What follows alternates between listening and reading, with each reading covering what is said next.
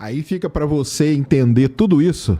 Existe uma música que conta tudo isso. Fear of the Dark. Fear of the Dark, pode crer. Tudo que ele fala ali, você pode ver. Ele fala, né, nos versos lá, se você ler as estrofes, quem nunca pensou, né, que você tava sozinho em casa e pensou que tinha alguma coisa? Quem nunca ouviu um barulho pensando que era... Porque isso, cara, é a mente do ser humano. A nossa mente, ela é carregada de referências, informações, que às vezes você vê uma sombra, você fala, caramba, cara, que sombra que aquilo é um bicho, entendeu?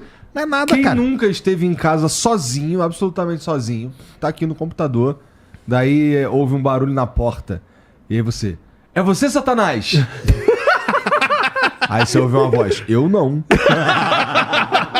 É um gato.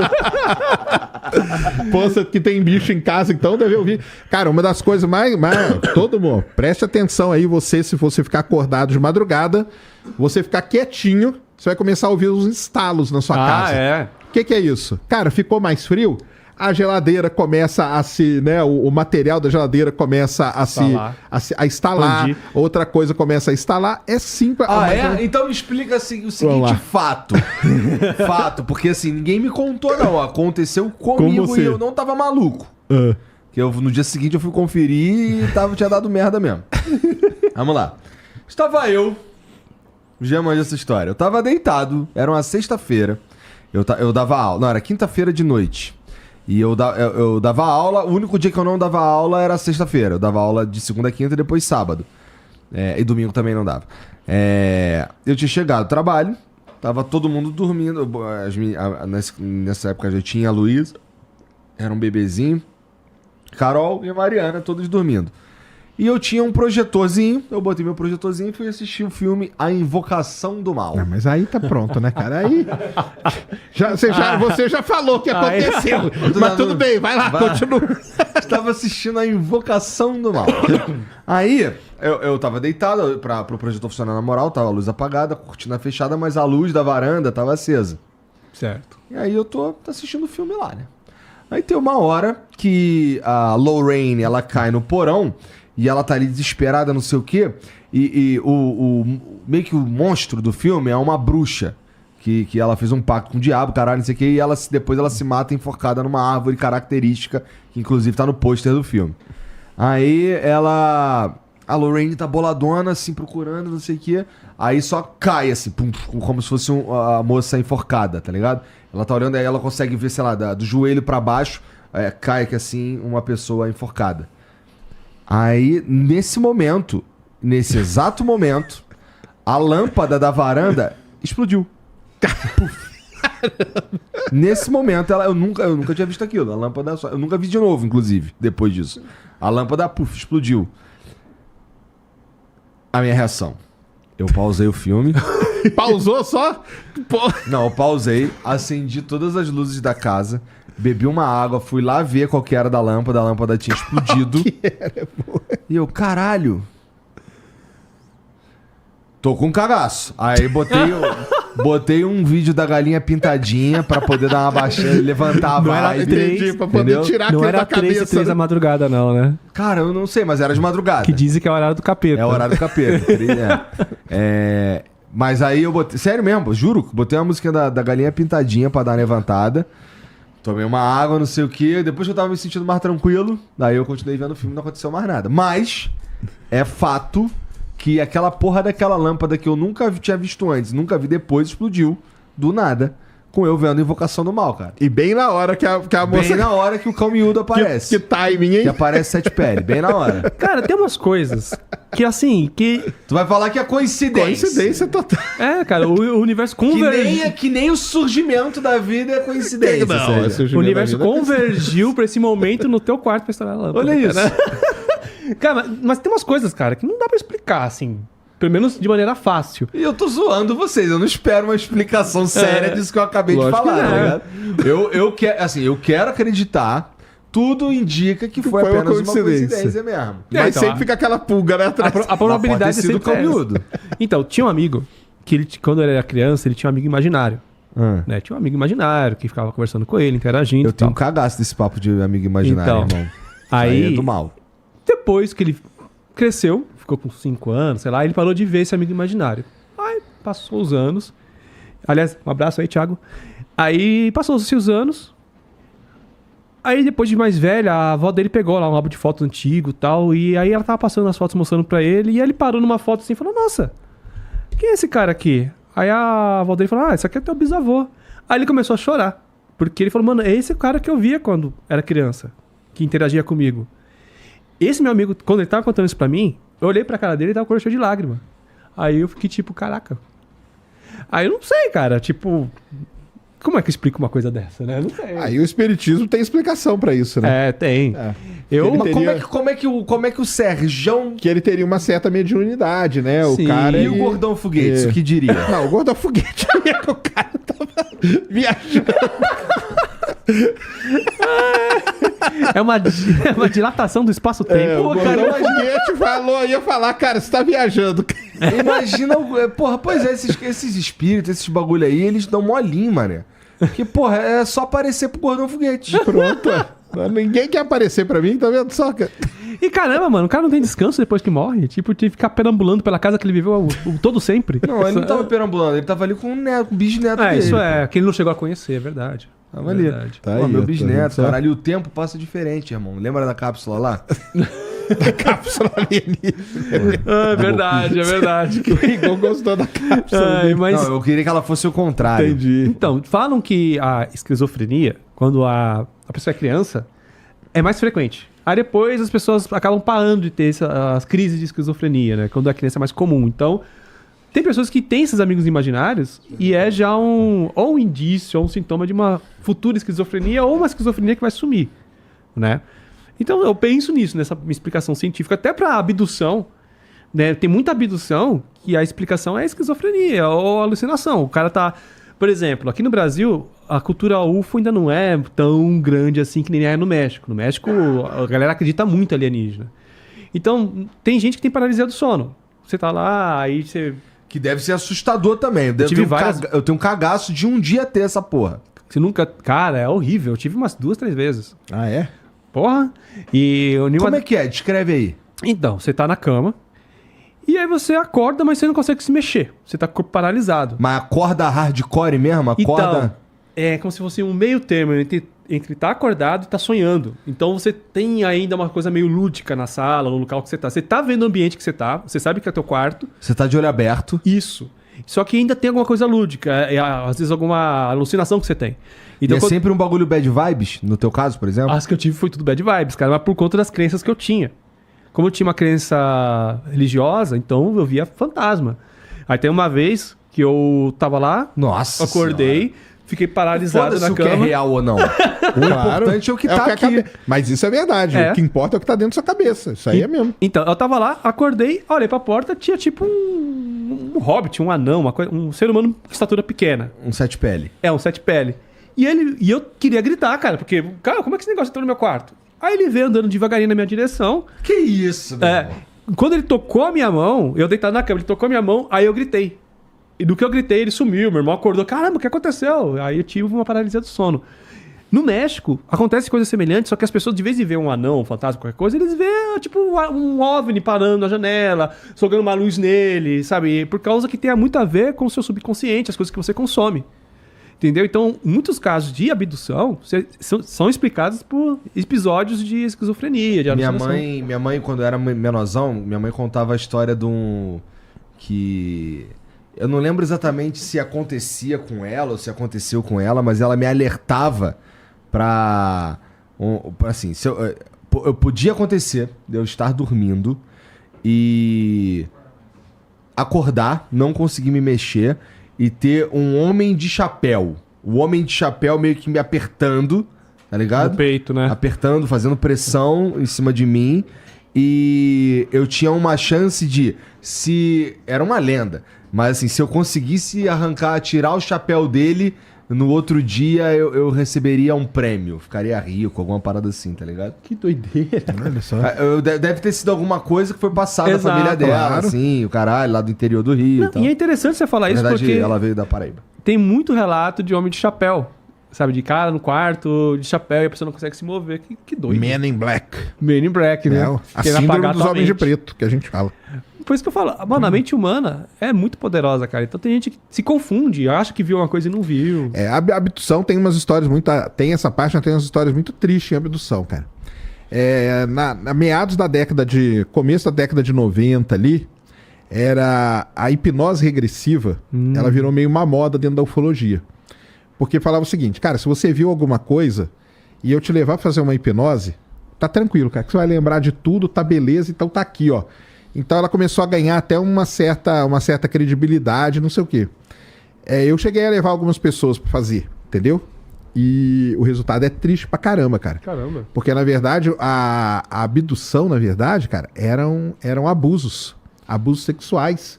E de pai e tudo mais. Criava não, cara. Às vezes o pai falava. Isso foi revelado durante a hipnose. O pai falou assim, ó, quem veio aqui te pegar foi o ET. Então você vai falar que sempre foi o ET. Caramba. Que entrou no seu quarto e tal. Mas, na verdade, era o pai. Porque na hipnose a pessoa ficava assim, não, pai, pai, não sei o quê, entendeu? Então, e depois... lendo vários relatos pelo mundo de abdução e desses lances que foram feitos com hipnose, muitos casos de abuso são descobertos através da pessoa quando ela fala que ela foi abduzida, sabia? Existem características meio... Se você estudar vários, tem meio que um padrão de relato ali que o pessoal já identifica e fala, cara, essa pessoa aqui na verdade sofreu algum abuso quando era criança e foi colocada na cabeça dela para ela, tipo que sua mãe falava, vinha um homem de preto, tal, não sei o que, de chapéu, falava, ó, quem teve aqui foi o ET e tal. E a pessoa ficava falando, repetindo, não, eu fui, o ET entrou, o ET me pegou, o ET não sei. E não era nada disso, cara. Então Meu Deus. É uns negócios que é complicado pra caramba. Até entra aquela coisa que a gente tá falando, né? Que, tipo, tem muita coisa de relações sexuais com alienígenas. Sim, muita coisa de relação sexual com alienígena vem disso aí também, entendeu? Ou da pessoa que foi, ou ela recebeu um trauma tão grande que o cérebro dela dá um jeito de esconder aquilo, ou ela inventa uma história pra ela mesma pra tentar se proteger, encobrir aquilo, e ela sai propagando aquilo, falando que não, tive relação foi com alienígena, foi um ET que eu vi não sei aonde, que eu vi no mar, tal, entendeu? Mas meio que pra fazer esse negócio. E aí quando faz essa hipnose, até hoje o pessoal faz hipnose em supostos abduzidos. E cara, boa parte do resultado são abusos, cara. É complicado pra caramba. É um negócio pesado pra caramba. Triste. Tanto que eu parei, entendeu? Fiz uma... Eu falei, cara, não, tô fora disso aí, cara. Eu sempre tive dúvidas sobre esse negócio de regressão hipnótica. Então, realmente, ele vai rebobinando na tua cabeça. Sim. Volta. O pessoal faz até hoje. O pessoal que estuda aí, os ufólogos aí famosos e tal, fazem até hoje isso, É um negócio complicado que doideira, pra caramba. Cara. Rebobinar a mente, lembrar de coisas que você nem... porque tu faz na verdade, um trabalho pra esconder isso aí tudo, sim, né? Na verdade, você não tá rebobinando a mente, né? O cara, ele tá conseguindo acessar coisas que você encobre, né? Na verdade, ele não tá rebobinando nada, ele só simplesmente faz lá as técnicas pra acessar coisas que estão no subconsciente da pessoa, entendeu? Caramba. E ela começa a liberar aquilo, entendeu? Você lembra daquele caso do fogo no céu? Charles Watson, tá? Ele teve aqui no Brasil, né? Há pouco tempo, sabia? Ah, é? Ele teve lá no Zé Graça, cara. Foi engraçado pra caramba. Olha só, é um cara que... Década de 70? Me conta, eu tô por fora disso aí. É um cara que foi supostamente abduzido na década de 70. Ele tava com alguns amigos, eram lenhadores, né? Isso aí. E aí veio uma nave, jogou uma luz nele, pegou ele, abduziu ele, e os amigos dele viram, saíram embora, lotado de carro, foram embora com medo. E aí esse cara ficou 5 dias sumido. Esse cara que foi abduzido. Aí depois ele reapareceu no mesmo local e... Pelado. E, tipo, primeiramente a polícia achou que os amigos dele tinham matado ele, né? Acusaram eles de, tipo, vocês sumiram com o cara, não sei o quê. Aí o cara reapareceu, falou essa história toda que tinha... tava numa nave, tinha outras pessoas dentro da nave e não sei o quê. E aí passaram ele no detector de mentiras, né? Passaram no detector de mentira ao vivo na televisão americana. Exatamente. E ele caiu, não sustentou. Ele não sustentou? Não sustentou. Na verdade, ele é uma grande... Ele já é conhecido, ele é uma grande fraude dentro da ufologia. Ele bolou tudo isso mesmo, ele fez, foi um negócio meio planejado. E esses 5 dias ele foi para uma cidade do lado, entendeu? Ele ficou escondido numa... Ele tinha lá, os caras viram a cabana que ele tinha. Ele pegou uma cabana numa outra cidade, ficou 5 dias lá e combinou com os amigos dele, dos amigos falarem, nós vimos, tal, não sei o quê. E 5 dias depois esse cara voltou. é um caso de um cara que, sim, ele ganhou muito, tanto que ele dá palestra no mundo inteiro sobre isso, cara. E não tinha um lance também que parece que... Pô, todo mundo sabe que é caô e mesmo assim contrata o cara. Não, é que assim, as pessoas que falam caô, na verdade, estão querendo encobrir. Mas entendeu? Não, esse negócio de caô é as pessoas querendo encobrir, o cara tá falando a verdade, então querendo desmoralizar ele. Mas, se eu não me engano, tinha um lance também que ele ia perder um dinheiro com a empresa, e se ele ficasse sumido, não tinha uma coisa assim? Sim. Ele tinha... Cara, esse aí, ele era cheio de problema, esse cara. E acabou que ele inventou essa história toda. Ele foi num programa de TV americano, esqueci qual que foi agora. Passaram ele no Detector de mentira. Detector de mentira, e ao vivo ele foi desmentido. Ao vivo na televisão. Aí o pessoal também fala, mas detector de mentira também, né? Pode ser que... Não... Ele tá nervoso. Tá nervoso, mas ele não passou. Eu acho que teve mais de uma vez que ele foi em detector, né? Tem uma vez que, sem estar na frente das câmeras, que acho que ele... Que funcionou, né? Aí depois... Aí TV, ao vivo não deu certo. Não rolou. Mas ele é engraçado. Ele teve no Brasil, ele foi lá no Zé Graça. Legal pra caramba, eu não sabia. Ele foi no Zé Graça lá. Caralho, o Sérgio se diverte com essa Paranormal Podcast. Paranormal Experience. Exatamente. Eu vi esse evento, mas não sabia que ele ia vir. Ele veio. Ele viaja o mundo inteiro contando essa história dele. Da abdução. Ele fez a história, cara. Tem um filme, cara, que passava na sessão das 10, né? Fire in the Sky. Isso. Fogo no céu. Nossa, eu tinha um cagaço esse filme, cara. Que é um filme de terror. É porque é mais um filme de terror. Ele acordando dentro da nave, com aquele pano todo na cara. É horrível, cara. Aí tinha outras pessoas, tudo... né? Que nem no Matrix, tá todo mundo dentro do negócio. Então era basicamente aquilo. E, nossa... E você vê que a história que ele criou, ela é muito caricata mesmo de um... se você pegar todas as histórias, é meio a história que ele criou. Então é muito caricata dele. Ele criou... não, porque eu fui na nave, me deitaram, tinha um pano, na hora que eu abri o olho tinha uns seres do meu... Então... Ele conta uma história, cara, que você...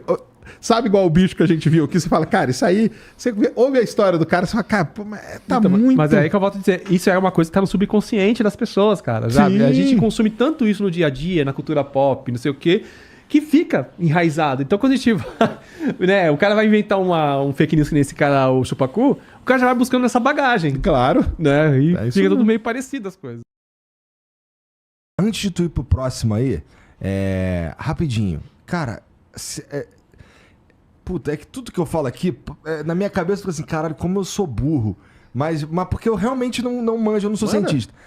Cara, a gente tem certeza que se a vida lá fora ela é parecida com a nossa, com a vida da Terra, porque a gente tá procurando coisas baseadas em como a gente observa a vida da Terra, não é? Não dá para saber. Agora, isso aí a gente faz essa personificação, né? Então a gente acredita que o quê? Que primeiro, toda a vida é baseada no carbono. Por que é o tal do carbono, cara? E não é um outro elemento Y. Porque o carbono, ele é o elemento químico que consegue fazer maior número de ligações e com ele você construir cadeias de moléculas maiores e isso pode levar à vida. Só que tem outros elementos, por exemplo, silício. O silício, ele tem um comportamento parecido com o carbono. Tanto que existem grandes teorias aí da vida baseada no silício e não no carbono. E aí elas se comportariam de uma forma totalmente diferente, que pode mas passar... que é vida.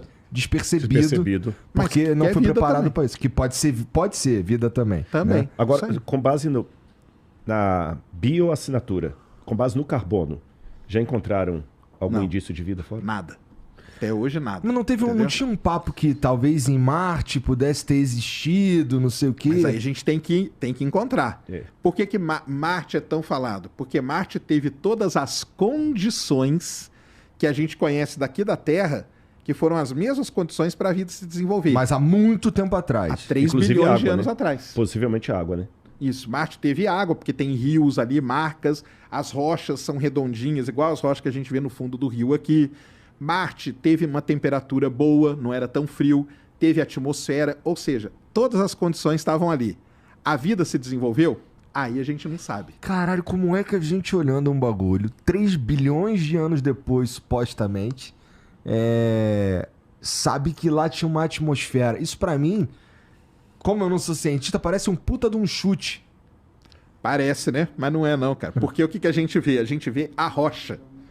a rocha, por isso que o geólogo não A só... rocha danada. Não acreditem no Sheldon, né? Porque O Sheldon do Big Bang Sheldon Theory. do Big Bang Theory fala que geólogo não é cientista. Aliás, ele zoa com isso toda hora. Porra. Você faz geologia? O que é isso? Geologia não é nada, entendeu? Mas a rocha diz muita coisa pra gente, cara. Porque quando a gente analisa as rochas lá em Marte, com os rovers que estão lá andando, eles conseguem ver os elementos químicos, estudar. E com aquela descrição química daquela rocha, a gente tem uma ideia de como que era a atmosfera dali. Porra. Então a gente consegue, a gente volta no tempo, então a gente consegue ter uma ideia de como que era Marte. Fora isso, tem várias outras características. Nessa hora o Gordão Foguete solta fogos, porque é a mistura, é o tesão dele misturado com a área dele. Aí sim, né? é aí que eu gosto, exatamente. É Só isso que mesmo. se houve vida em Marte, até agora não encontraram indícios dela. Esse que é o ponto. Não encontraram, nada. Nada de vida fora da... Não encontraram vida fora da Terra em momento algum. Aí você estava falando do James Webb lá. James Webb. Dos objetivos dele, aí você Isso aí. chegou no lance da bioassinatura, em exoplanetas, etc. E ele nunca, cara, foi feito para comprovar ou refutar o Big Bang. Então, o que aconteceu? Vamos lá. Eu falei que tem vários modelos para o início do universo. Que tem essa briga acadêmica, igual o Rodrigo falou. Existe um cara muito famoso nessa brigaiada toda, chamado Eric Lerner, entendeu? Aí, o que aconteceu foi o seguinte, prestem atenção, pessoal.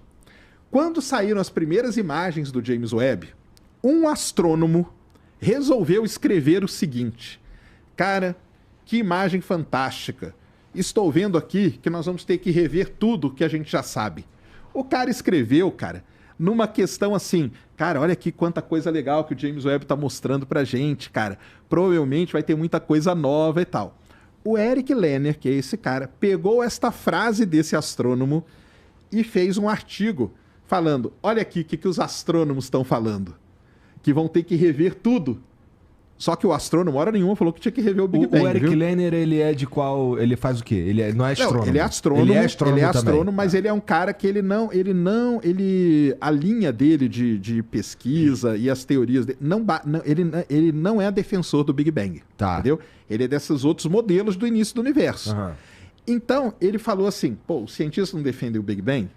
Olha o que o cara tá falando aqui, que vai ter que rever tudo. E aí, por conta dele, ele colocou lá, rever tudo, inclusive o Big Bang, entendeu? E aí esse negócio espalhou pelo mundo, cara. Entendeu? Foi pelo mundo inteiro o pessoal falando aí, ó, o James Webb refutando o Big Bang e tal. Mas não, cara, hora nenhuma foi isso. Aí vem as imagens, né? Aí o pessoal fala assim, ah, olha essa imagem aqui, não era para estar vendo isso. Sim, era para estar vendo isso. Lembra da expectativa, do esperar que o Rodrigo falou? Os astrônomos já sabiam, cara, que a gente ia ver aquilo lá que a gente está vendo. Mas Entendeu?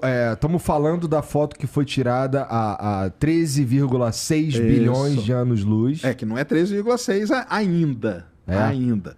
Aliás, o James Webb não vai chegar no 13,6. Qual que é a data que ele chega? O James Webb, a expectativa dos astrônomos é que ele consiga chegar ali a 13. Talvez 13,5, uma Mas coisa deixa assim. eu fazer uma pergunta de leigo aqui. Vai lá. 13.5. Universo 13.7. 13,7, 13,8, isso. Então eu estou dizendo que ele fotografou, porque é isso que do ponto de vista leigo passa. Isso aí. Ele fotografou o universo com 300 anos de idade. 300 milhões de anos. 300 milhões de anos de Isso idade. aí. Obrigado. 300 milhões de anos de idade não está muito adulto? Não sei se você entendeu o ponto. Foi aqui no Flow que até alguém falou assim. O próprio Marcos falou, tá adulto demais. Tá adulto demais. Eu vou tirar uma foto sua com 2 anos de idade e você tá com a mesma cara de hoje. A impressão que passa pra gente que é leigo é essa. Tá entendeu? ótimo. É mesmo. mesmo. É dúvida honesta aqui. Tá, não é nem sim, debate, é dúvida honesta. Sim. Então vamos lá. Quando o James Webb vê aquela galáxia ali, que na verdade é um ponto. Porque outra coisa, tá? Naquela foto lá que a gente vê, a gente não vê essas galáxias aí, tá? Porque essas galáxias, cara, são pontinhos vermelhos ali que estão escondidos ali. O cientista que fica ali trabalhando e olhando, ele fala, pô, vou pegar esse pedacinho aqui, vou aumentar Bota a foto aí ele. pra nós, Jean. Do James Webb. Coloca aí, ó, SMAX 0723. Coloca essa foto aí. O que acontece, então? Aquela galáxia, ela tá do jeito que a gente imaginou que ela tinha que ser com 300 milhões de anos mesmo. Por quê? o pessoal vê uma galáxia e pensa que a galáxia é a galáxia como a nossa. Isso aí. Então tá aqui. Tudo aqui, a maior parte das coisas são galáxias. Pontinho vermelho, a galáxia. Por exemplo, tá vendo aquele pontinho vermelho lá no canto? Tem uma porrada ali, Sérgio. Então, mas ele é muito Não, antigo. mas Não, tá- aquele vermelhinho Parece lá. um rabinho até aqui. Aquele rabinho aí. Peixinho. Muito vermelho mesmo. Muito vermelho é que tá muito longe. Quanto mais vermelho, Mais longe. mais longe tá. Então esses brancos aqui, tá tudo perto. Só que o astrônomo não quer nem saber, cara. Por quê? O que acontece nessa imagem? Vamos explicar ela também, que ela causa muita confusão. Caralho, tá. Vocês estão vendo que tem uns arcos aqui? Aham. Tá. Peguem em casa uma garrafa de vidro e apontem para a luz. Vocês vão ver que aqui no fundo vai fazer esses arcos igualzinho. Isso aqui é um aglomerado de galáxias. E esse efeito, que quem que descobriu esse efeito? Albert Einstein. A gente chama de lente gravitacional. Então a gente pega coisa que está muito longe, que a gente não conseguiria ver, e esse aglomerado de galáxias faz o quê? O efeito de lente, ele aproxima pra gente. Só que além dele aproximar, ele distorce também. Por isso que fica esses arcos aqui. Só que essas aqui também tá tranquilo, cara. Elas não são tão longe. Agora, os mais vermelhinhos, por exemplo, aqui, ó, tem um pontinho bem vermelhinho. É esse cara aqui que os astrônomos vão atrás, entendeu? Mas quando eles vão atrás disso e olham, aí você fala assim, mas a galáxia tá ali igual a Via Láctea? Não. Ela tá num estágio inicial de formação de galáxia. Ela só tem nessa galáxia aí hidrogênio e hélio. Ou seja, basicamente, cara, ela é uma galáxia. Hoje na nossa galáxia tem cálcio, carbono, enxofre, ouro, prata, tudo. Porque as coisas foram se combinando. Foram se combinando, a galáxia foi evoluindo com o tempo, colidindo e tal. Essas aí não. Essas aí elas têm praticamente só hidrogênio e hélio. E elas estão formando muita estrela, elas estão em muita atividade. E é igual uma criança. Quando você tem um bebezinho, o bebezinho tá todo ativo e tal, e não dorme, e não sei o quê. É a mesma coisa o universo. Aí a pessoa vai crescendo, não vai ficando mais calma? Vai ficando mais calma. Aí fica adulto, fica mais calmo. É a nossa galáxia. A Via Láctea hoje ela é uma galáxia adulta. Ela tá calma, ela forma bem pouquinho estrela e tal. Essas aqui não. Elas estão em muita atividade. Então, ela tá de acordo. Isso é que é legal do James Webb, cara. Ele tá mostrando exatamente o que foi teorizado. Mas o ponto que eu vi alguns colocando é que o problema não é que a galáxia é a quantidade de galáxias num lugar que deveria estar vazio. Não deveria também. A gente sabe porque é o início do universo. Imagina, vamos pegar a teoria do Big Bang. Não tava olha só como ele comprova o Big Bang, se você pensar desse jeito. Não estava tudo ali e expandiu? E nós estamos olhando 300 milhões de anos só depois que ele se formou? Ou seja, tem que estar cheio mesmo. Tem que estar cheio de coisas se formando. E é isso que ele está conseguindo mostrar pra gente, cara. Bom, é que assim, ó, eu ouvi que isso aí não deveria estar vermelho, porque vermelho indicaria algo que já existe Muito há pelo mais contrário. tempo. Não. Só tá vermelho porque tá longe pra caralho. É isso aí. Tá. E aí tem uma outra coisa, tá? Uma coisa é a imagem, tá? Isso aqui, a primeira coisa que o James Webb faz é a imagem. Você pega a imagem e fala, pô, aquela galáxia é antiga, aquela é antiga. Só que uma galáxia ela pode ser vermelha por outro motivo. Ela pode ter muita poeira. Aí a gente parte para a segunda coisa do James Webb que é muito importante, que é o espectro. O espectro, que é o desvio, lembra lá que eu falei? É o desvio. Aí ele vai, aí eu fiz até um vídeo no meu canal que chama As Galáxias Impostoras do James Webb. Porque tem muitas dessas vermelhas que elas não estão distantes. Mas elas estão com muita poeira. E estão a poeira, com a cor vermelha. E aí deixa ela avermelhada. Então várias dessas já foram tiradas da lista, mas 4 delas... Vai no site do James Webb, o Janzão, pra mim, cara. Pode colocar aí ESA Web, que você vai achar. Semana passada, 4 de todas essas que o pessoal anunciou e tudo, 4 delas foram comprovadas. Comprovadas por conta de quê? Por conta do espectro, cara. Então, quando você faz o espectro, não tem como mentir. Vai andar, acho que vai ser a próxima aqui. Vai para a próxima aí. Ah, não, desce aqui. Caramba, não tá aqui não. Tem que procurar no... Essa aí foi no ESA Web, né? Tenta aí procurar no site da NASA, ou James Webb mesmo, porque tem a da semana passada. que é legal pra caramba. Porque aí ele tá vendo outras coisas, morte de estrela e tal. Beleza, vou achar aqui já volto. Tá. Então, ela tem que... Primeiro, ela tem que estar vermelha porque ela está muito longe. Segundo, os elementos dela, por espectro, mostram que elas são ricas mesmo em hidrogênio, em hélio, que está tudo de acordo com o que foi teorizado. E a quantidade, sim, cara, tem que ter muita. O problema é que a gente, antes do James Webb, a gente tinha o Hubble. O Hubble só tinha uma capacidade. O James Webb está mostrando para a gente muito mais. E está de acordo com a teoria. Então, na verdade... primeiro, né? Lembrando, ele não foi feito para refutar e nem para comprovar o Big Bang, tá? A gente analisa isso para entender como que essas galáxias se formaram. Mesmo porque o James Webb, cara... Puta. Não é no Flickr, não. É que é das... Eu fui no site da NASA e eles mandaram aqui, ó, direto pra... Não, é que é uma da... Pô, saiu semana passada. Eu vou ver se eu acho aqui. Já vai ali em 2023 ali, ó. Desce aí. Tá ali, ó. Deixa eu ver aqui. Esse é o Hubble, né?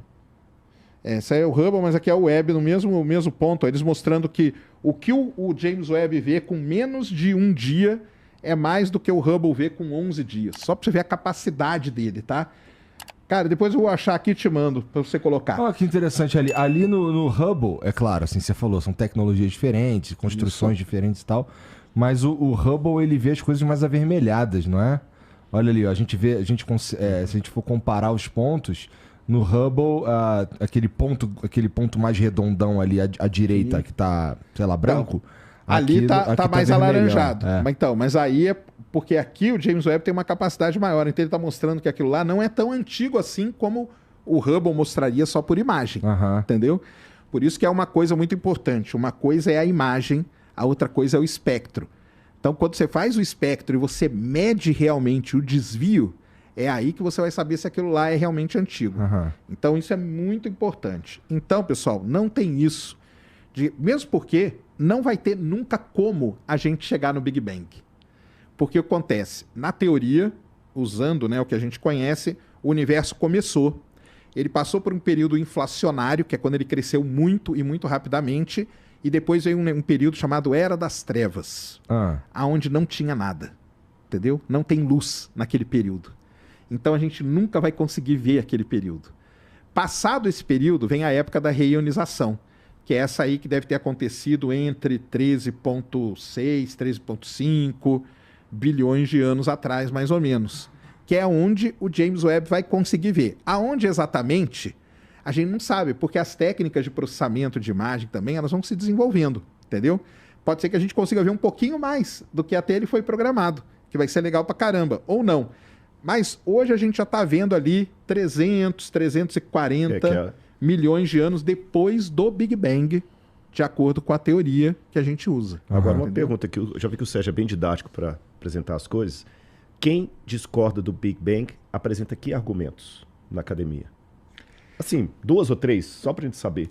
Cara, então, tem o pessoal que fala assim, que isso aí sempre existiu, entendeu? Que as galáxias estão lá, as outras estão aqui, e aí eles vão pro lado do destino do universo, que é o outro lado da cosmologia, entendeu? Então a cosmologia, ela estuda o início, que é isso que nós estamos falando, mas o final, como que o universo vai acabar? Se é que ele vai acabar. Então, o pessoal usa as equações, porque tem o seguinte também, galera. O Einstein, beleza, ele é comprovado e tal, mas ele não é o verdade absoluta de tudo. Existem equações modificadas, que o pessoal trabalha as equações ali, e ao modificar as equações, e aí aplicar a mesma coisa que o Lamarck aplicou, você mostra que, cara, não teve esse início desse jeito, entendeu? O universo sempre estava ali, a gente não volta para um ponto infinitesimal, que a gente chama de singularidade e tal. A gente volta, só que não volta tanto assim, volta até um certo ponto e a partir dali começa. Então, por exemplo, volta até 300 milhões de anos, mas aí depois as coisas começam a expandir de novo, entendeu? Então vão tendo essa. A do buraco negro, por exemplo, se você pensar bem, é uma excelente teoria. Teoricamente, a gente nunca vai chegar na borda do universo. Buraco negro também a gente nunca vai chegar na borda. O universo, de acordo com o Big Bang, pode ter começado por uma singularidade. O buraco negro, no fundo dele, você tem uma singularidade. E as coisas estão expandindo dentro daquela coisa que você não chega na borda. que é muito bem o que acontece, mais ou menos o que acontece num buraco negro. Então a galera que defende que a gente vive num buraco negro, cara, tem vários argumentos deles que você olha assim e fala, caramba, cara, isso faz muito sentido, entendeu? Só que aí começa a ter outros. Então, por exemplo, a quantidade de hidrogênio e hélio no universo, essas outras teorias elas começam a falhar. E aí o Big Bang começa a ganhar mais terreno em cima disso. Mas eu suponho, Rodrigão, que nada disso daí invalide completamente a teoria do design inteligente como vocês pensam, né? De jeito É claro que dentro do design inteligente existem, como você falou, várias correntes que, sei lá, discordam até mesmo na idade do universo e tudo mais. Mas o que está sendo, o que a gente está mostrando, o que aparece no James Webb, que é pelo que o Sérgio está falando, é basicamente o que a gente já esperava, pelos modelos matemáticos que a gente já criou e tudo mais, não sei o quê. A gente meio que a gente tem uma ideia que não invalida o que você acredita. É correto dizer isso? Corretíssimo.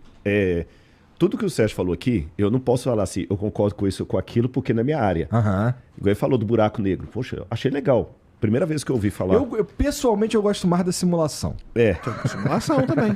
Mas se tiver um cara defensor da teoria do buraco negro aqui, detonando com o Big Bang, eu não teria contra-argumentos para poder debater com o cara. Do ponto de vista teológico, nada disso invalida a minha fé.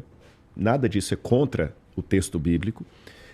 Eu só tenho uma questão e duas perguntas, além de tudo que o Sérgio testemunhou da experiência intelectual dele. A minha questão a ciência não responde tudo. Há limitações nela. Nem tudo passa pelo crivo do método científico. Como ele falou de maneira muito honesta aqui, há muito mais... Ele não falou essa frase, mas eu quase a subentendi. Há muito mais perguntas do que respostas. Exatamente. Há muitas coisas que a gente não sabe. Muita coisa que a gente não sabe. E aí, eu só tenho duas perguntas que me levam a crer nesse primeiro momento. Por que existe algo ao invés de nada? Isso é uma questão muito válida. E por que há música ao invés de ruído? Se eu tirar Deus dessa equação, estou colocando equação entre aspas aqui, apenas como figura de linguagem. Se eu tirar Deus dessa equação, é muito complicado, mesmo pela análise observacional que eu tenho. Porque ex nihilo nihil fit, do nada nada se produz. Eu só posso dispensar Deus desse cenário se eu trabalhar com dois modelos que, para mim, Rodrigo, eles não fazem muito sentido. Ou do universo eterno, onde o próprio universo seria Deus. Só que, filosoficamente falando, aí eu vou me afastar da ciência e vou entrar na filosofia, que é a minha área. Tá bom. Se o universo é eterno para trás, esse momento nunca chegaria. Ele nunca chegaria. Se ele é eterno, ele está se expandindo para onde? Você está entendendo? Se ele é eterno, ele está se expandindo para onde? Não tem para onde expandir.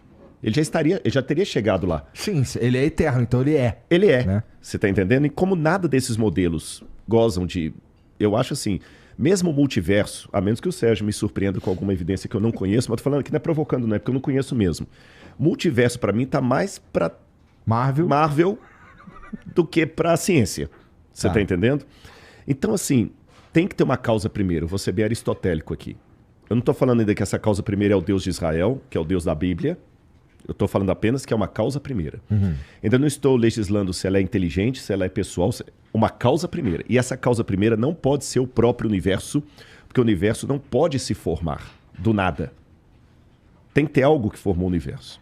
E esse algo tem que ser antes, além da matéria, do tempo e tudo mais. Eu ia falar, o exército, o universo não pode ser a causa primeira. Mas Deus, na tua fé, é a causa primeira, né? Por que ele é a causa primeira? Obrigadão, viu? Por que Deus é a causa primeira? Eu vou trabalhar com o modelo do Big Bang até que me deem mais outros. Tá bom. Tá bom? O Marcos não vai ficar chateado comigo, nós já falei isso com ele.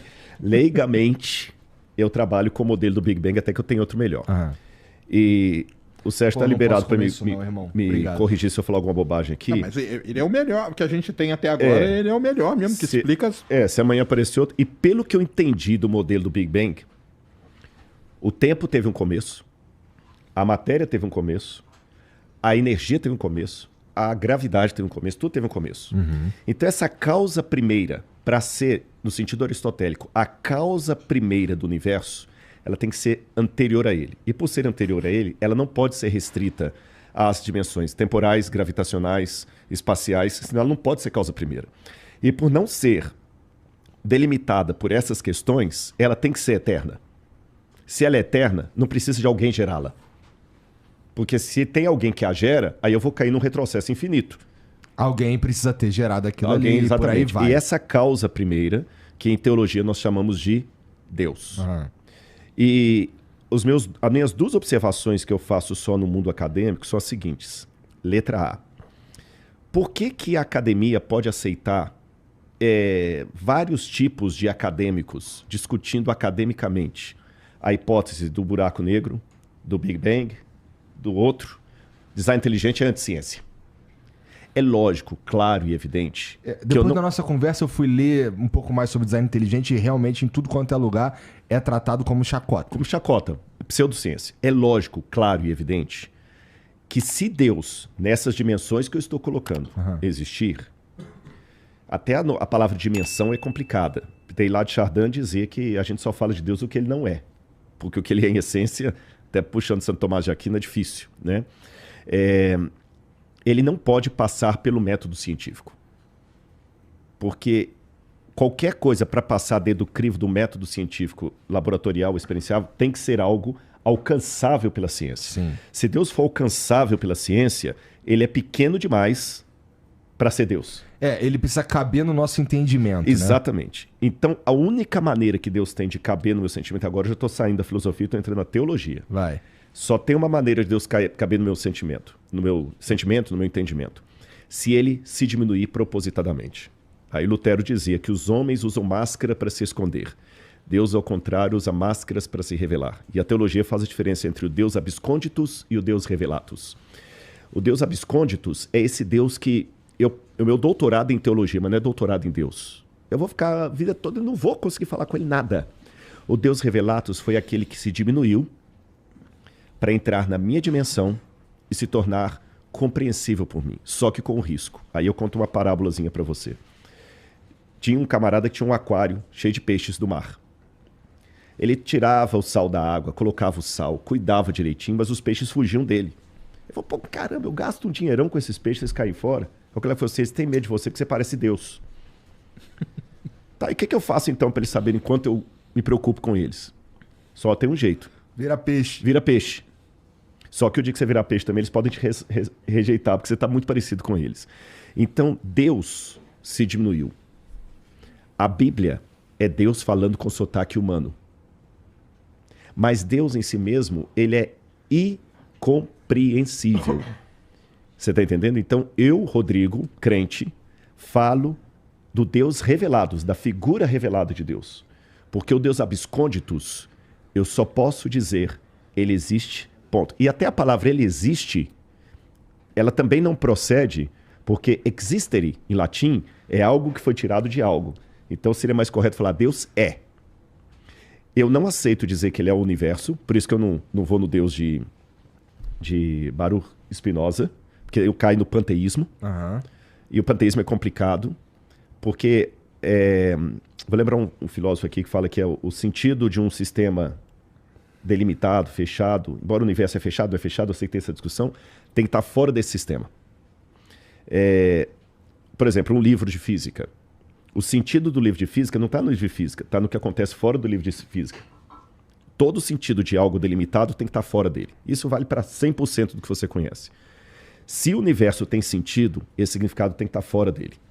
Para estar fora do universo, eu só tenho duas explicações. Ou existe algo acima do universo, ou o universo não tem sentido. Agora, esse algo acima do universo, que na minha opinião existe, ele não pode ser delimitado por tempo, espaço, etc. Daí que eu vou para um outro capítulo para falar, tá bom, eu até admito a existência da causa primeira desse ser, mas como é que você pode falar que essa causa primeira é o Deus da Bíblia, e não o Deus do Tao Te Ching, e não o Deus do Bhagavad Gita? Aí já seria um outro capítulo, mas num primeiro momento é só isso, porque na academia eu não vou levar laboratorialmente a prova de que... Porque mesmo nas outras áreas, como é que eu vou provar laboratorialmente que Jesus morreu crucificado? Eu vou usar outros métodos. Mas eu gostaria que a academia desse espaço também para o design inteligente, sem pejorar, sem falar que é pseudociência, que é não sei o que e tudo mais e tal. Por quê? Porque aquele negócio, se um professor em sala de aula, repito, não estou puxando saco não, mas o Sérgio explica muito bem, eu gostei da didática dele. Mas se ele chegar na sala de aula e só ensinar para os alunos o modelo do Big Bang e não falar nada do buraco negro, com todo respeito, eu vou falar, você é um péssimo professor. Porque você não expôs os alunos aos demais modelos que você sabe que existem, que há argumentações, e o aluno saiu da sala. Não, mas o professor Sérgio falou que é o Big Bang. Não, mas tem o buraco. Não. Isso é pseudociência. Por quê? Não, porque o professor Sérgio falou em sala que só tem o Big Bang. A universidade deve ser um lugar para pluralidade de ideias. Eu, quando eu ensino em sala de aula, eu ponho os meus alunos para ler Nietzsche. E eu coloco o que eu concordo de Nietzsche e o que eu discordo. E deixo para o aluno tomar decisão. Em sala de aula, os alunos não estudam só a Bíblia, os que são meus alunos. Alguns deles podem botar aí. Eu ponho para ler Nietzsche, Sartre. Eu me posiciono diante de Nietzsche e diante de Sartre. Você está entendendo? Mas eu não fecho só em Bíblia. Agora, se eu tenho essa pluralidade, as escolas adventistas ensinam o modelo criacionista, design inteligente e evolucionista. Tanto é que ela aprova para o vestibular. E o aluno não vai para o vestibular respondendo Bíblia. Verdade. Só isso que eu queria. Que na academia, o pessoal do design inteligente, que são acadêmicos com mestrado e doutorado, fossem respeitados e ouvidos. Pronto.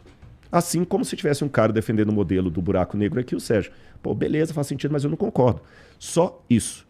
Uhum. E do lado dos crentes, para não ficar parecendo que a gente está jogando pedra só do outro lado, que também não houvesse aquela queima na fogueira. Você está entendendo? Que todo ateu é perigoso, é vagabundo, não sei o quê, e tudo e tal. Eu acho isso muito, muito complicado, sabe? Julgar as pessoas pela crença ou pela descrença delas. Porque se Jesus estivesse sentado aqui, no meu lugar... Imagina eu trocar uma ideia com Jesus. Não, eu me faço a pergunta. Caralho. Se Jesus estivesse aqui, sentado no meu lugar, sabendo que o Sérgio não acredita nele, como Jesus se reportaria ao Sérgio? E eu, Sérgio, eu procuro, dentro da minha fé, imitar o modelo de Jesus. Consigo sempre? Não vou mentir para você. Não consigo. Mas é o modelo que eu quero. E se os crentes imitassem mais Jesus, eu acho que a coisa ficaria melhor. É só isso o ponto. Sem nenhuma... Sérgio, deixa eu te fazer... Aí nessa linha aí dele, talvez salte... É porque assim, a gente tem o pessoal chama, né? E a gente tá de pseudociência, né? Por exemplo, eu fui ufólogo durante um bom tempo, muito amigo do Gevaerd, já falei, e tudo mais. E a ufologia ela é considerada uma pseudociência. Pseudociência no sentido do quê? De que ela não passa, que igual o Rodrigo falou, pelo método científico, entendeu? Porque pra gente, a ciência, ela é um conjunto de conhecimentos, mas ela é guiada pelo método científico. Ela começa com uma pergunta, aí você bola as hipóteses, aí você faz um experimento, aí aquele experimento pode ou não comprovar as hipóteses, aí você tem que criar outras hipóteses e tudo mais. E tem o lance também de ser repetido. Por isso que hoje, nos artigos científicos, o pessoal coloca os dados lá. Os dados têm que estar lá. Se você não colocar os seus dados no artigo, seu artigo nem é lido. Por quê? Porque eles vão pegar aqueles dados, vão dar para 5, 6 pessoas diferentes espalhadas pelo mundo para tentar reproduzir aquilo que você fez. Se tem reprodutividade, aí você está ali dentro daquele escopo. O design inteligente, ele entra nesse lance aí dele não se encaixar no método científico e por isso ele entra como pseudociência e tudo mais. Concordo com você dos dois lados, né? Tem esse lance de atacam muito as pessoas, tem um ataque muito pessoal e não nas ideias. Isso aí acaba com qualquer discussão, entendeu? Isso aí eu concordo plenamente, torna o diálogo inviável. Inviável, cara, inviável, entendeu? Então, assim... Mas eu acho que o Mackenzie tem a parte de design inteligente, se não me engano, né? Mas o Mackenzie é confessional. As escolas adventistas também têm. Tem, né? Então, eu queria isso dentro da USP, da Unicamp. Sim. Olha, eu falei aquele dia aqui, eu fui proibido de falar no Point of Science porque sou religioso. Mas os caras tinham um negócio de destilação da cachaça.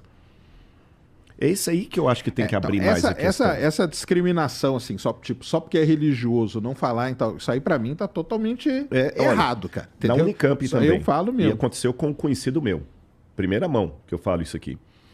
Ele já até faleceu já. O Dr. Arraes. Ele fez o doutorado dele em biologia na Unicamp. Isso está documentado.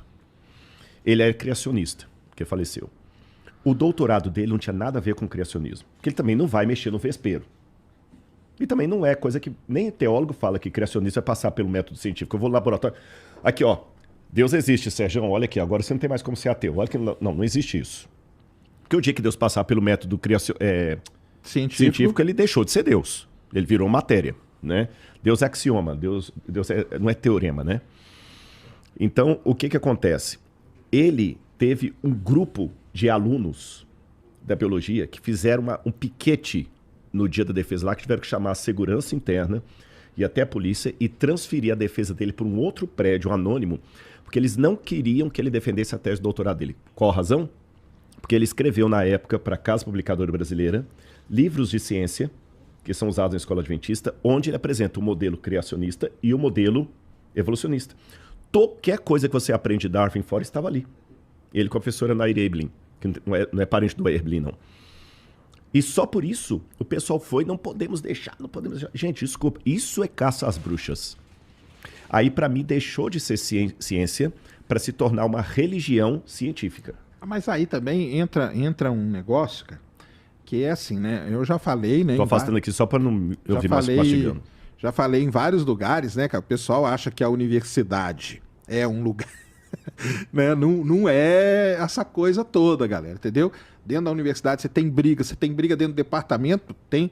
Cara, eu já fui de um departamento onde um professor ficava de frente para o outro e eles ficaram 20 anos sem se falar, porque eles eram brigados, porque um concordava com uma coisa, o outro concordava com a outra, e em vez deles conversarem nas ideias, eles ficavam atacando o outro, entendeu? E isso é a coisa que mais acontece dentro da universidade. O problema, né, problema, não sei nem se é problema ou não, é que dentro dos departamentos tem um ciclo, né, de chefe de departamento e tal, que isso vai mudando. E o que acontece? Então, um grupo A hoje é chefe. Aí daqui 2 anos é o grupo B. Quando o grupo B for o chefe, o que ele vai fazer com o grupo A? Detonar, fuder o grupo A. E assim é, cara. E aí, isso é um grande problema que tem. Cara, eu já mandei, por conta de várias outras coisas, eu já mandei artigo, eu já mandei projeto, cara, que o cara chegou pra mim e falou assim, tá aqui seu projeto, ó, no lixo. Na minha frente ele jogou, cara. Ele nem abriu. Mas aí é um problema que tem dentro da universidade, isso aí, entendeu? Que como que vai resolver? Não faço a menor ideia, cara. Vai ser muito difícil, entendeu? Igual você falou do professor Arraes, né? Só porque ele escreveu a parte criacionista num livro, mas ele também escreveu a parte evolucionista, estava ali. E o que ele ia defender na tese de doutorado dele era o quê? Eu não sei o assunto, mas não tinha nada a ver com... o que eu tô falando assim, é um negócio que não tinha nada a ver, e aí não vão deixar o cara defender por conta daquilo. Então, começa a ter... Universidade, cara, começa a ter essas rixas, esses problemas, porque podia ser também, não sei dessa história, mas pode ser que esses alunos lá foram incentivados por um grande opositor dele. Pode ser. Entendeu? E aí o cara falou, cara, galera, vai lá, ó, e não deixa, faz alguma coisa lá. Porque isso acontece, cara. Isso acontece. Eu já tive aluno meu que chorou na hora da defesa porque um cara que estava lá, que era contrário a mim, foi lá só para detonar o cara. O cara chorou na defesa. Isso acontece dentro da universidade, cara. Isso é a coisa mais normal do mundo. É horrível, entendeu? Isso acontecer. É horrível. Mas, infelizmente, somos seres humanos. É horrível, né? E infelizmente é medieval. É? Aí parece aquele período do Santo Ofício. Roma locuta finita causa est. Se você não fala de acordo com o cânon da igreja, index prohibitorum. A gente tá voltando para a Idade Média. Só que aí esse cânon aí, dentro de um departamento, ele fica mudando a cada 2 anos. Uhum. E aí o que acontece? As coisas não vão para frente, cara. Entendeu? Não vão para frente. Porque hoje é o grupo A, amanhã é o grupo B. O grupo B vai detonar o A. Quando o A voltar, ele vai detonar o que o B fez. E aí fica nesse ciclo, cara. Só um querendo detonar o outro. Mas eu lembro que eu gosto dessa parada, essa ideia de explorar planetas. Eu vi você, não sei qual podcast, foi um vídeo seu, você falando que tem planeta que tem diamante. Não sei se é uma parada assim... Dizem que chove diamante em algum lugar. Tem planeta que chove, porque assim... Mas é o diamante mesmo daqui da Terra? Diamante mesmo, cara. Que doideira, mano. O que é o diamante, cara? Diamante é o carbono, esse elemento carbono. Grafite é carbono. Se você pega o carbono e coloca ele numa grande pressão e numa grande temperatura, você transforma ele em diamante. entendeu? Nossa, não Então, sabia, mano. no sistema solar tem 2 lugares que chove diamante, que é Netuno e Urano. Porque Mas no eles são meio planetas muito distantes. são os 2 últimos planetas do sistema solar. Urano e Netuno. Estão lá no A finzinho. distância é quanto, assim, tipo... Não, cara, assim, uma 6 nave... dias. Uma nave pra ir pra lá levaria uns 10 anos, mais ou menos. Caralho! O entendeu? 9, 10 anos. Pra ir. Nossa, mano! Pra ir. Imagina, mas você leva 18 anos pra voltar, mas você volta bonado. Você volta cheio de diamante. Ah, mas lá não dá, não. Lá não dá. Esses planetas aí do sistema solar, eles são feitos... São gigantes congelados, que a gente chama. Não tem como chegar Não perto. tem como chegar perto, não. E mesmo porque se você descer, imagina, ele transforma carbono em diamante. A pressão é muito alta ali dentro. Mas se de A pressão longe é tão sugasse, grande. então, alguma coisa... Não, esse diamante aí não... Nunca vamos ter esse aí acesso. nunca vamos ter acesso.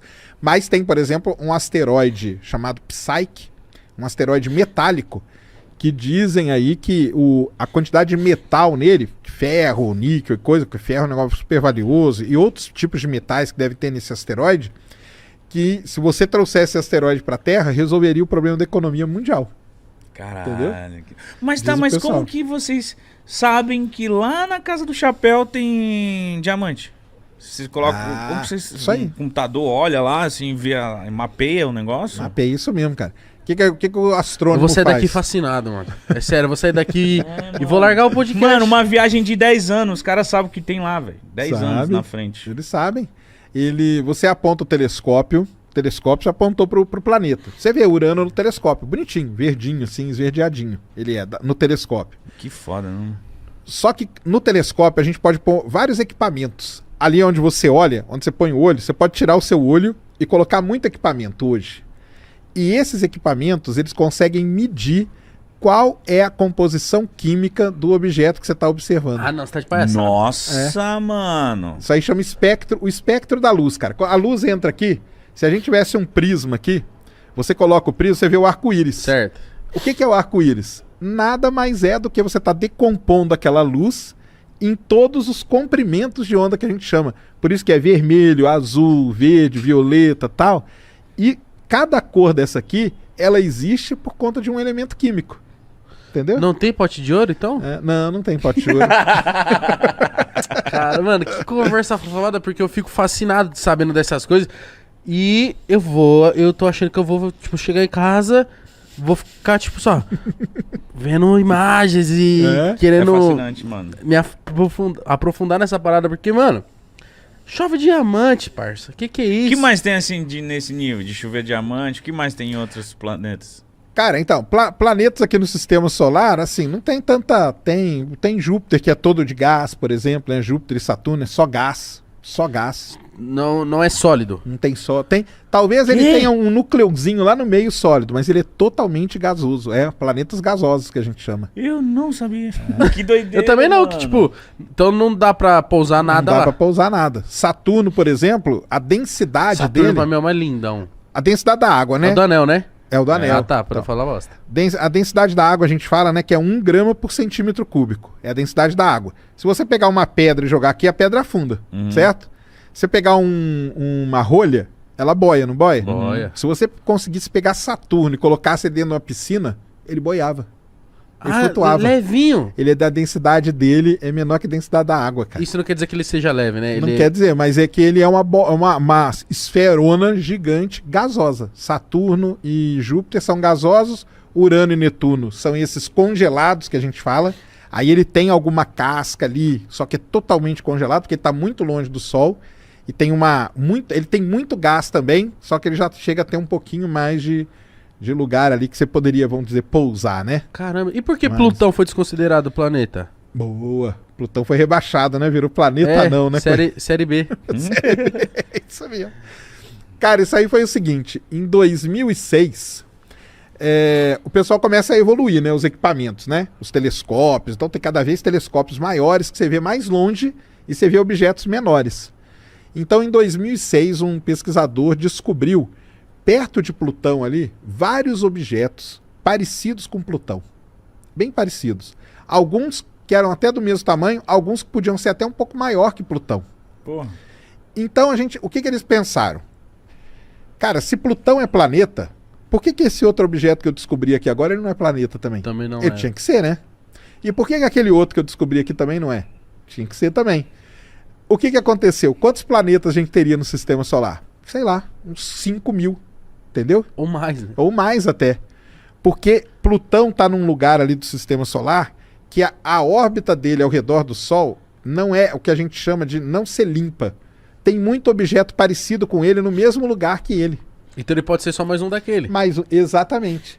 E aí propuseram numa reunião da União Astronômica Internacional, que é onde a galera decide isso, falou, pessoal, vamos fazer o seguinte, vamos criar uma outra categoria de objeto para tirar Plutão e colocar todos esses outros aqui que nós descobrimos nessa mesma categoria.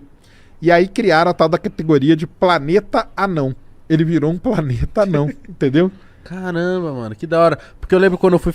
Na época que eu fiz maquete do Quem sistema nunca solar, fez essas maquetes, né? bola de isopor e parede de dente, eu fiz. Ainda tinha Plutão na parada. Você colocou Plutão lá. Coloquei lá pequenininho. Tava certinho. É o último, né? É o último. Aí depois e tá inválida a minha maquete. É, 2006. 2006 ele foi rebaixado. O pessoal brinca, né? Que ele foi rebaixado e tal, né? Aí tem toda uma confusão. Ah, mas é planeta anão e não sei o quê. Eu falo, cara, anão não é gente? Exato. Então, planeta anão é planeta também, né? Então. Deixa o planeta, não, gente. Cara, muito interessante saber essas paradas. Eu tava com uma pergunta aqui que era referente a Marte. Colonização, né? Eu ia falar Elvis Presley, velho. Vai ver que ele tá lá, ó. O Elon Musk. Caralho, o Elvis Presley quer colar lá. O Elon Musk. Que ele tá. Porque eu vejo direto ele falando de Marte. Que Marte é? Marte é o planeta que mais. Não deve se. Mas chega perto da Terra, alguma coisa possível? Cara, se você pegar todos os planetas do sistema solar, ó, Mercúrio é o planeta mais perto do Sol. A temperatura ali nele, durante o dia, você não consegue viver.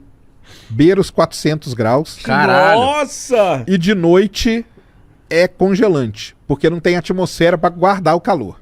Então, Mercúrio esquece, não vai dar pra gente ir pra lá. Vênus é o planeta mais quente do sistema solar. Temperatura na superfície dele é 480 graus Celsius. Derrete o metal. E a pressão é 90 vezes a pressão atmosférica da Terra. Se a gente pousar ali em Vênus, ou você morre esfarelado ou morre tostado. Uma das duas coisas. Que delícia. Não tem como. Aí vamos pular Marte, tá? Júpiter e Saturno, gasosos. Como eu falei, não tem onde você pousar nem nada. Urano e Netuno, são esses que estão muito longe e também não tem muita pressão, também é muito grande e tal.